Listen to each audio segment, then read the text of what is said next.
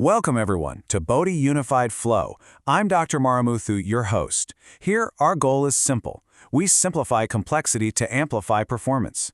And today, we're taking a deep dive into the construction phase of major projects, exploring the critical steps and the all-important control gates that turn a blueprint into a built reality. So, here's our roadmap.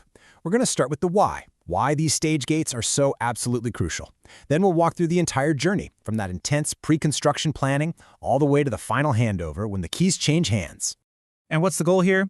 Well, by the end of our time together, you'll have a really clear, structured understanding of how these complex projects are controlled. You'll see the discipline process that transforms a vision into a valuable physical asset.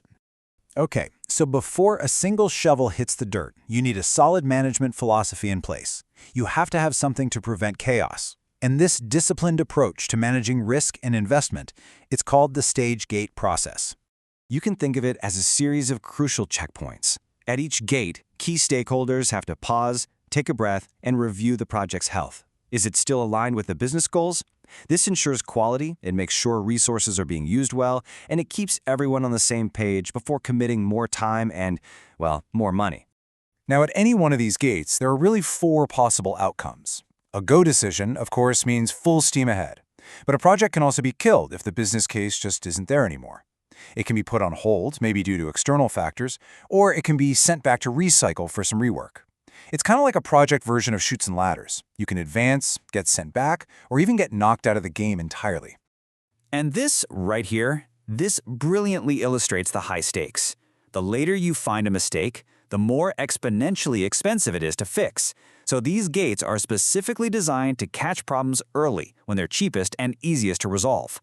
It's all about protecting the project from that costly rework down the line. So how do we build this foundation of control?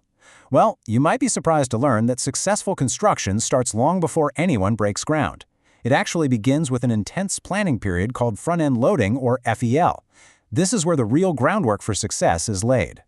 The whole FEL process works like a funnel. You start really wide in FEL 1, just framing the business opportunity. Then in FEL 2, you narrow it down to a single preferred concept. And by the time you hit FEL 3, you've refined that concept into a super detailed investment-grade plan. Each stage progressively squeezes out uncertainty and dials up the level of detail, getting everything ready for that final decision. And passing Gate 3. Well, that's the moment of truth. After a thorough review of that detailed plan from FL 3, the project sponsor gives the final green light. This is the final investment decision, or FID, and it's what unlocks the major funding for the actual construction. With the funding approved, the project finally moves into the active construction phase. This is where the physical asset actually gets built, and we can break this incredibly complex phase down into four major activities. First up, the team has to mobilize. This is all about preparing the canvas. The contractor gets control of the site, they set up their temporary offices, get power and water running, and bring in the heavy equipment. They establish survey points to make sure everything is built in exactly the right spot. It's the logistical foundation for the entire effort. Next, the project literally comes out of the ground.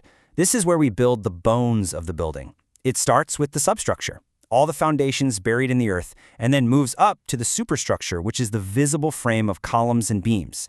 This creates the structural skeleton that's going to support everything else. Then, with that skeleton in place, we create the building envelope. This stage is all about making the structure watertight. The team installs the external walls, the windows, the roofing. The main goal here is to protect the interior from the elements, because you can't start the delicate and expensive interior work until that's done. Finally, the action moves inside to install the building's vital organs, the mechanical, electrical, and plumbing systems, or MEP. This happens in two main stages. The first fix is all the stuff that gets concealed behind the walls, pipes, wiring, ducts. Then the second fix is for all the visible components people see and touch, light fixtures, outlets, faucets, all that, along with the final finishes like paint and flooring. Now, it's really important to understand that gates aren't just between big phases like design and construction. Key milestones within the construction phase itself act as their own critical internal gates, and they unlock subsequent stages of work. For example, you just can't start installing expensive drywall, delicate electronics, or fine wooden finishes until the building is sealed and weatherproof. So achieving dry-in is a hugely important internal gate. It's the milestone that confirms the building envelope is complete and unlocks the entire multi-million-dollar fit-out phase. Two more critical internal gates are mechanical completion and substantial completion. Mechanical completion means, hey, all the systems are physically installed and ready for testing. But substantial completion, that's the major one. It's the official certification that the building is safe, it's functional, and it's ready for the owner to actually occupy and use. So, once the project is substantially complete, it enters its final two processes. This is the formal transition from being a construction site to being a fully operational asset, and it all ends with the owner officially taking the keys. Think of commissioning as the building's final exam, and I mean a really rigorous one. This isn't just about flicking on the lights. It's a systematic process where every single system is tested, balanced, and verified to prove it works exactly as it was designed to. This often means resolving hundreds, sometimes thousands, of small deficiencies on what's called a punch list. And this brings us to the very last gate, the formal handover or project closeout. This is the legal and financial conclusion. All the contracts are finalized, all the warranties and manuals are delivered to the owner, and the contractor's job is officially done. The owner now has full operational control of their brand new asset. So, let's just recap the entire incredible journey we've mapped out. We've seen how a very structured, gated process manages a project from just an initial idea all the way to a fully functional asset, controlling risk and investment at every single step. This timeline just illustrates the whole process brilliantly. It all starts with that crucial go decision after all that detailed front-end loading. Then it flows through the distinct blocks of construction, from site prep to fit-out. And finally, it culminates in that rigorous testing and the official handover. This disciplined, stage-gated approach is what transforms a complex blueprint into a valuable, built reality, safely, on time, and on budget. And this brings us to a final thought for the future. You see, for decades, these project gates have been all about cost, schedule, and scope.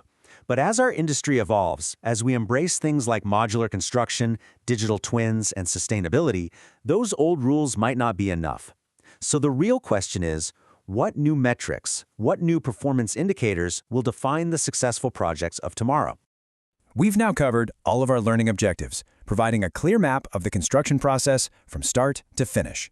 Thank you for joining me today on Bodhi Unified Flow, where we simplify complexity to amplify your performance.